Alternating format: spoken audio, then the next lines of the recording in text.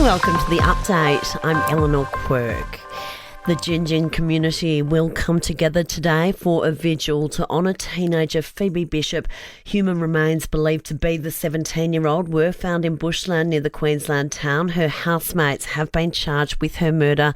Detective Inspector Craig Mansfield says forensic testing is continuing. We will conduct our examinations with a view, of course, of trying to determine a cause of death. Whether that's able to be achieved is yet to be determined. The building industry is welcoming a federal government pledge to cut red tape on new housing builds.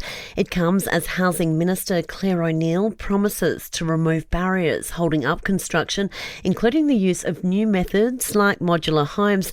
It follows a Productivity Commission report that found the total number of houses built per hour worked has more than halved over the past 3 decades. Master Builders Chief Executive Denise Warren says those figures aren't good enough. Nearly 20% decline in productivity over the last 10 years. An increase of costs of building a home of 40% over the last 5 years. In the US, protesters are clashing with federal agents in LA. Demonstrators are out on the streets for a second day, pushing back against immigration and custom enforcement raids in the city. These protesters say they're worried family and friends may be deported. I'm mad because ISIS here separating families, separating hard-working people. Everything that's going on in America right now, it's inhumane and it's disgusting. Doctors say it's not too late to get the flu shot, with vaccination levels sitting at a concerning low. The AMA is reporting the uptake of the flu jab is currently at just above 24% nationally. President Dr. Danielle McMullen says the figures are concerning. Flu is a life-threatening illness at all ages, particularly young children and older adults, but anyone of any age can end up in hospital. And so it's really important that you get vaccinated.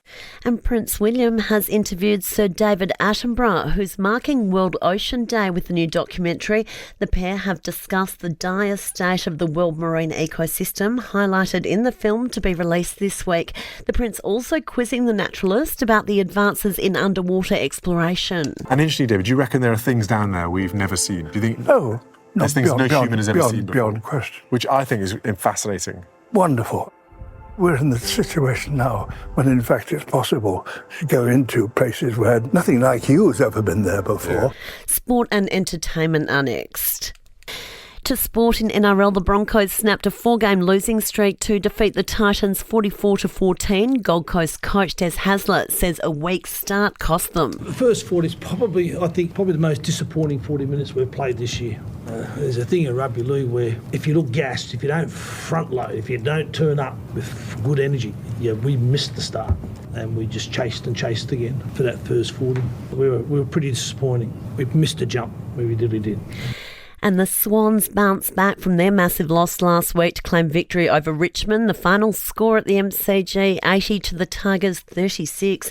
To entertainment, and stars of the stage are preparing for their Night of Nights, with the 78th Tony Awards being held this weekend in New York. George Clooney nominated for Broadway play Good Night and Good Luck. The actor telling Seth Meyers he's looking forward to ditching the dyed hair he's been sporting for the role. So last show Sunday, do a matinee, and then by the time we go to the Tonys that night, it'll be gone. I may have a shaved head. I may look like Yul Brynner, but I'm not thinking very positively about winning a Tony. Well, you should just think positively about being nominated. That's a very cool thing. It was very nice. Yeah. It was right. And Delta Goodrem's putting the final touches on her wedding, with the Aussie singer set to tie the knot with longtime boyfriend Matthew Copley.